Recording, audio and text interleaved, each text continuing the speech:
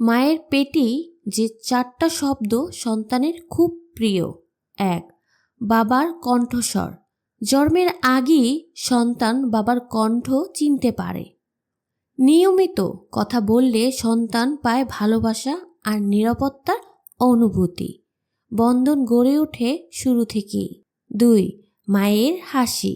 মা হাসলে শরীরে বের হয় পজিটিভ হরমোন, যা সন্তানকে শান্ত ও সুখী করে তোলে। হাসি খুশি মা মানে সন্তানের জন্য সেরা উপহার। 3.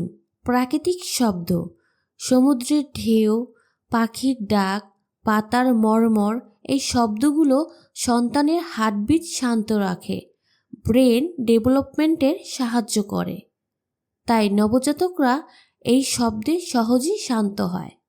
4. কোমল সঙ্গীত। কোরআন তেলাওয়াত, ইসলামিক সঙ্গীত বা মেডিটেশন মিউজিক বেবির শোনার ক্ষমতা বাড়ায় ও মস্তিষ্কের বিকাশে সাহায্য করে।